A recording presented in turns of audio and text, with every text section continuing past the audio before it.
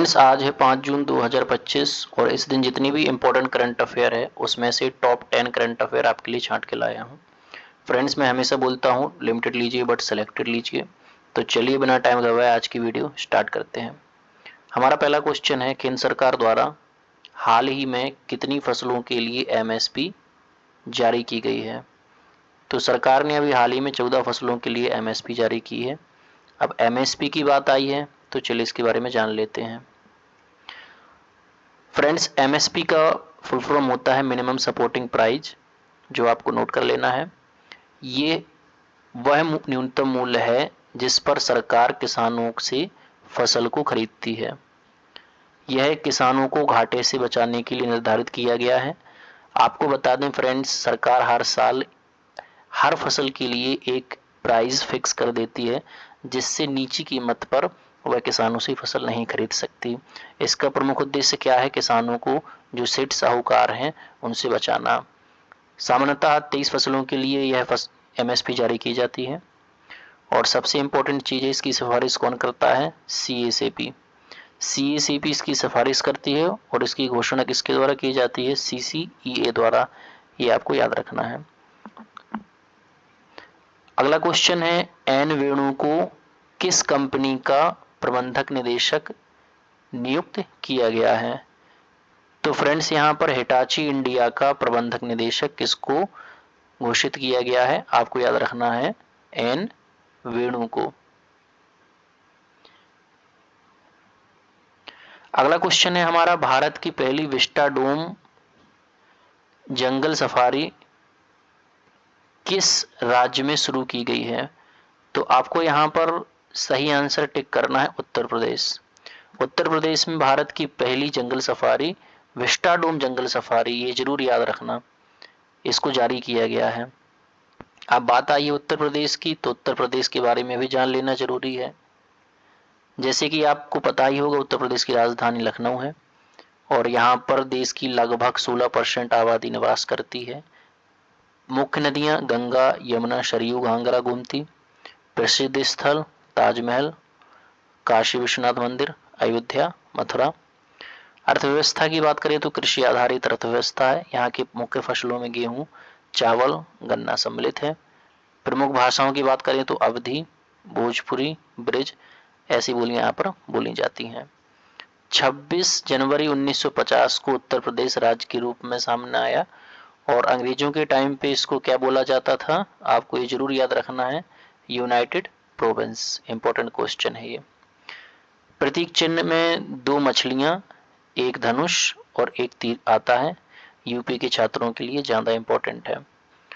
राज पक्षी और राज पशु की बात करें तो सारस यहाँ का राजकीय पक्षी है और बारहसिंगा यहाँ का राजकीय पक्षी है। ये 2 चीजें आपको याद रखनी है। और देश की सबसे ज्यादा लोकसभा सीटें भी कहाँ पर आती हैं? वो आपकी लोकसभा सीटें आती हैं उत्तर प्रदेश में। अगला क्वेश्चन है, डेनियल नेबुआ को किस देश का राष्ट्रपति हाल ही में घोषित किया गया है? तो इक्वाडोर के नए राष्ट्रपति बने हैं, इसको याद रखना। इक्वाडोर के बारे में जानकारी ले लेते हैं। तो इक्वाडोर एक दक्षिण अमेरिकी देश है, ये जरूर याद रखना।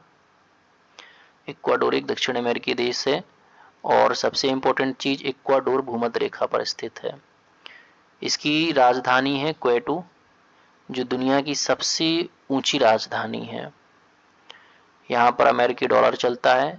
एक यहाँ का द्वीप है गैलापागोस, ये अपनी बायोडाइवर्सिटी जैव विविधता के लिए फेमस है। यहाँ की आधिकारिक भाषा क्या है? स्पेनिश। अगले क्वेश्चन की बात करें तो डीआरडीओ का प्रोजेक्ट कुशा किससे संबंधित है? ये वेरी वेरी इंपॉर्टेंट क्वेश्चन है। इसका सही आंसर है S-400 एयर डिफेंस सिस्टम, इसको जरूर याद रखना। अब डीआरडीओ की बात आई है तो यहाँ पर देख लेते हैं। इसकी स्थापना 1958 में हुई थी। इसका प्रमुख उद्देश्य क्या है? स्वदेशी रक्षा तकनीक और हथियार प्रणाली का अनुसंधान और विकास करना। मुख्यालय नई दिल्ली में है। आपको बता दें, अग्नि, पृथ्वी मिसाइल, तेजस लड़ाकू विमान, आकाश मिसाइल और अर्जुन टैंक, ये सभी डीआरडीओ द्वारा ही बनाए गए हैं। ये किस मंत्रालय के अंतर्गत आता है? तो आप याद रखना, रक्षा मंत्रालय के अंतर्गत डीआरडीओ आता है। चलिए अगले क्वेश्चन की बात करें तो भारत के ऑपरेशन सिंदूर का जो लोगो था वो किसके द्वारा बनाया गया? तो आप इसको जरूर याद रखना, लेफ्टिनेंट हर्ष गुप्ता और हवलदार सुरेंद्र सिंह ने ये लोगो तैयार किया था।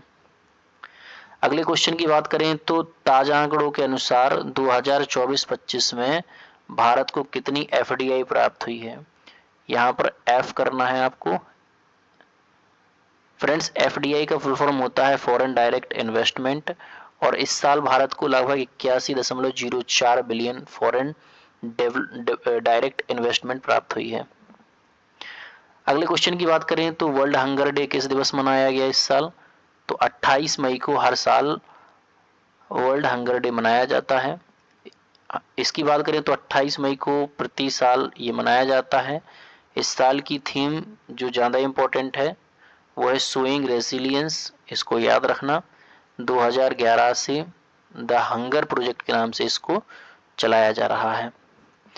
फ्रेंड्स, अगला क्वेश्चन है, हाल ही में ब्रिक्स समूह में किस नए देश को शामिल किया गया? बहुत ज़्यादा वेरी वेरी इंपॉर्टेंट क्वेश्चन है, इसको जरूर याद रखना आप, वेरी वेरी इंपॉर्टेंट। इस साल कई कॉम्पिटिटिव एग्जाम में ये आपको क्वेश्चन देखने के लिए मिलेगा। सही आंसर है इसका इजिप्ट। इजिप्ट को नए सदस्य के रूप में ब्रिक्स में शामिल किया गया है। अब बात आई है ब्रिक्स की, तो यहाँ पर आप देख लीजिए, ब्राजील, रसिया, इंडिया, चाइना और साउथ अफ्रीका, ये कंट्री हैं जो ब्रिक्स का पहले से पार्ट हैं। और एक नई कंट्री कौन बनी है अभी? इजिप्ट, जो ब्रिक्स में सम्मिलित हुई है। यहाँ पर आप देख लीजिए 2006 में ब्रिक्स की स्थापना हुई थी, 2010 में अफ्रीका इसमें सम्मिलित हुआ। उद्देश्य वैश्विक आर्थिक सहयोग, विकासशील देशों की आवाज को मजबूती देना, बहुपक्षीय प्रणाली का समर्थन करना इसका प्रमुख उद्देश्य है।